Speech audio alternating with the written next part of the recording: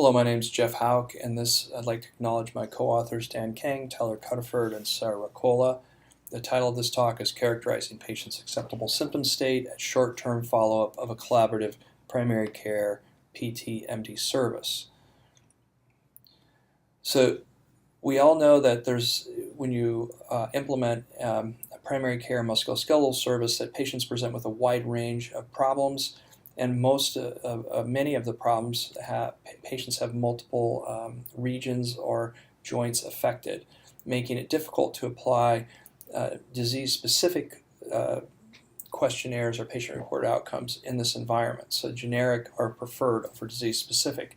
We also want outcome measures that have low patient burden, are easy for providers to interpret, and because of the different conditions, musculoskeletal conditions, affect different health domains like physical function, pain, and self-efficacy differently, a multidimensional assessment is preferred. So the Patient-Reported Outcome Information System, or PROMIS, and a different scale like Global Rating of Normal Function are options for assessment of these patient group.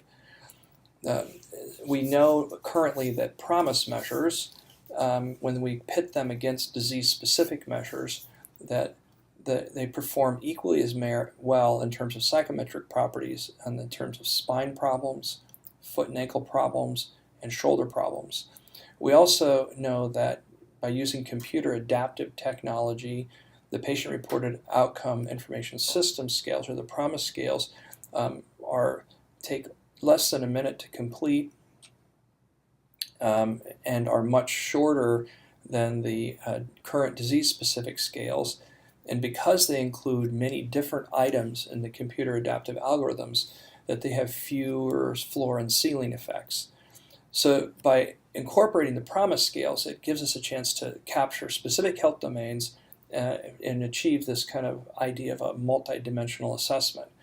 Now, in contrast to capturing health domains, we could also ask a global rating of normal function, which asks patients to rank their joint or body region relative to what they would expect normal to be. The interpretation of the PROMIS scales is relative to the U.S. population. So in the 2010 census, the PROMIS scales were normed to the U.S. population, so therefore 50 is the US average of the U.S. population, and 10 points is one standard deviation. And PROMIS scales always measure the attribute, so a higher score is more of the attribute. So if it's a negative attribute like fatigue or pain, then more means that they have more symptoms. And so we can see in the heat map here that a higher score for symptoms would indicate red or yellow or more problems. In contrast, a scale like function, more of the attribute would mean a better score. And so we can see here that a lower score gives us the yellow or orange range of this heat map. Now, what we don't know is how to interpret these scales outside of the normal population. So, for example, what's a benchmark for reaching kind of a normal symptom or activity level? So the Patient Acceptable Symptom State is a dichotomous question that was evolved to do just that, to judge when patients have reached kind of a normal level or an acceptable level of pain and functional impairment, and the reference is satisfactory. So patients are asked to respond yes or no whether their current level of pain and functional impairment is satisfactory to them. Previous data has shown that on other scales besides PROMIS, that the pass point, okay, where people become pass yes, is near the average of the norm for that scale or slightly below. So the initial hypothesis would be that for the PROMIS scales and for the GRNF scale, that it would be somewhere near the norm for that particular scale. So the goal of this, or the purpose of this research, was to determine whether selected patient-reported outcomes discriminate and predict a patient-acceptable symptom state at short-term follow-up after a collaborative PT primary care service, with the goal being to improve interpretation of the scales for providers. Essentially, knowing this benchmark would allow providers to set functional goals for patients and think about discharge planning or whether care needed to be continued or stopped because of it reaching this kind of PASS state. So the scales we assessed were PROMIS physical function, pain interference, and self-efficacy of symptom management, and then the other scale, the global rating of normal function. The sample included 22% of patients collected over a 3-month period, an average of 14 days after their primary care visit, and 94% of the calls were in less than 30 days. This yielded an approximately even number of PASS yes, no, and PASS yes and PASS no patients that were at a little over 60 years old, were predominantly female, and were at a body mass index just over 30. The questions were queried 1 to 7 days following their service date over the phone, and the questions asked were the patient acceptable symptom state, global rating of normal function, and the PROMIS pain interference CAT, physical function CAT, and the self-efficacy of symptom management CAT, so all the computer adaptive algorithms. The analysis focused on 3 different things. The first was, are patients discriminated at the level of PASS yes compared to PASS no? So were PROMIS scales different for the aggregate scores of PASS yes patients compared to PASS no? A two-way ANOVA was used to evaluate this. And also for the global rating of normal function, were aggregate scores for PASS yes versus PASS no individuals different? The second goal was, or purpose was, to predict a PASS yes or no state in individuals. So receiver operator curve analysis was performed. We used area under the curve, where a 0.7 area under the curve was considered reasonably accurate or good but not great. And then we looked at 2 different thresholds, with the idea being if we set our thresholds with a sensitivity and specificity of 95%, we'd end up with a higher accuracy but lower proportion of patients classified. If we used an 80% sensitivity and specificity threshold, the idea was we would have a lower accuracy but a higher proportion of patients classified. And so that was our hypothesis. And then lastly, we looked at a logistic regression analysis to see the effects of combining demographic variables like age, gender, BMI, and the days of follow-up with various PROMIS scales and GRNF to predict PASS state. So here's our results. So the first purpose was to compare PASS yes and PASS no individuals. And here's the ANOVA results with the t-scores here plotted on the y. And so we can see here that essentially there was a significant difference between the PASS yes and no people on all 3 health domains, suggesting that there's some ability for the PROMIS scales to differentiate people who are PASS yes versus PASS no.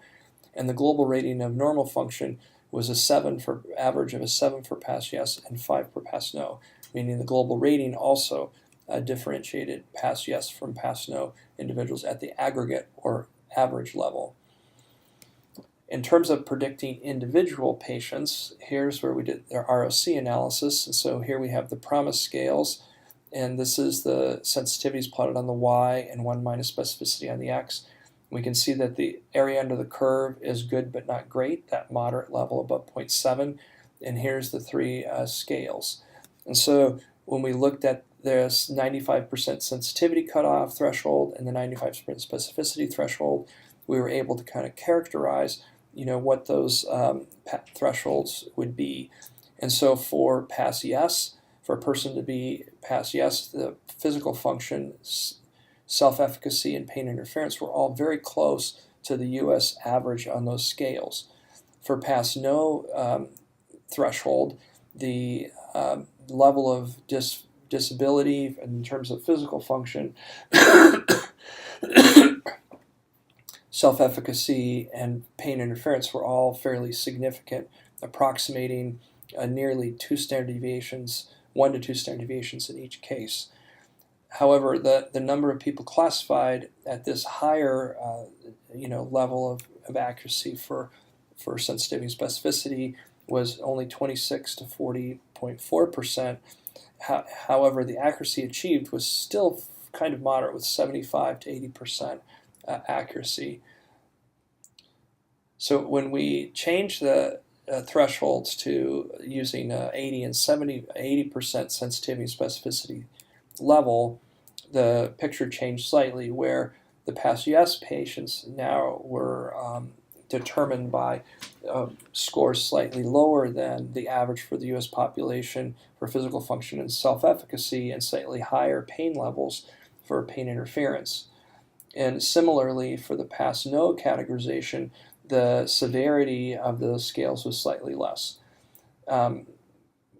There's a big advantage, though, in terms of the percent of patients classified. So here we were able to successfully classify, nearly 3/4 of the patients for each scale, and with very little loss of accuracy. So the accuracy was less than 10% lower for each of these PROMIS scales. So likely the more practical approach in terms of using these scales to classify people or understand when they're reaching PASS-Yes and PASS-No levels would be to go with the 80% threshold. We turn to the global rating of normal function, the same process in terms of the ROC analysis, and we can see here that the AUC is the same, a good but not great level. And if we apply the 95% sensitivity and 95% specificity thresholds, you can see here is for PASS-Yes, an 8 or above was a PASS-Yes. For PASS-No, it was 3 or below. And this successfully classified 42% of the patients at an 80% accuracy.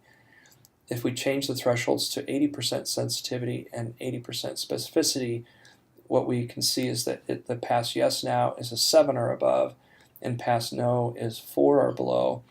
And this improved the classification to 72.3% of individuals at a 70% accuracy level. And then the final analysis had to do with logistic regression, where we were looking at combining all the demographic factors and the PROMIS scales and GRNF scales themselves, see which one's best predicted. The 80% threshold level at an 80% thresholds. So we use the next analysis, logistic regression analysis.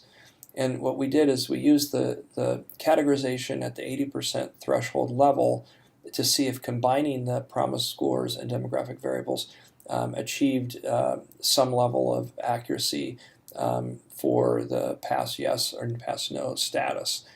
And essentially the PROMIS PF, self-efficacy, and age were retained in the model, and all the other variables were not.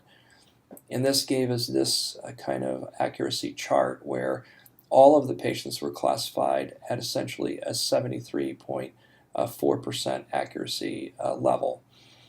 So what this suggests is that the combination of PROMIS PF and self-efficacy at the 80% thresholds are really the best way to kind of predict who will be a PASS-Yes or PASS-No individual.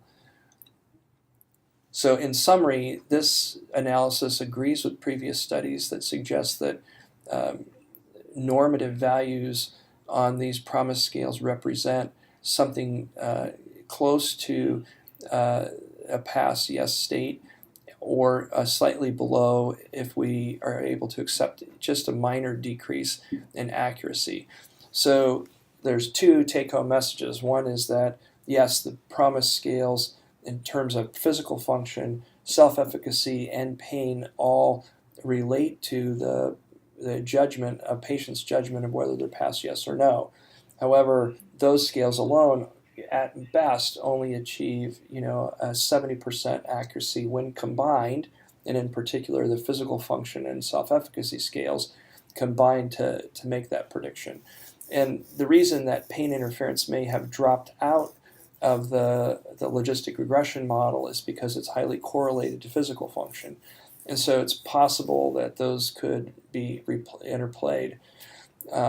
The global rating of normal function, it's unclear what the normal values are, but this data suggests that probably an 8 to 10 or 7 to 10 score means that patient is accurately placed in a pass yes category at a 70 to 80% level.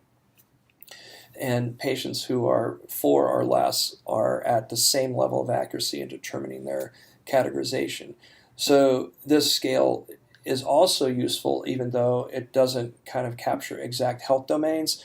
It's simpler to use and just basically gets kind of a gross measure of a patient's judgment of how their joint is relative to normal, and helps us understand that having the complete recovery in terms of being equal to the other side isn't necessary for a pass yes judgment.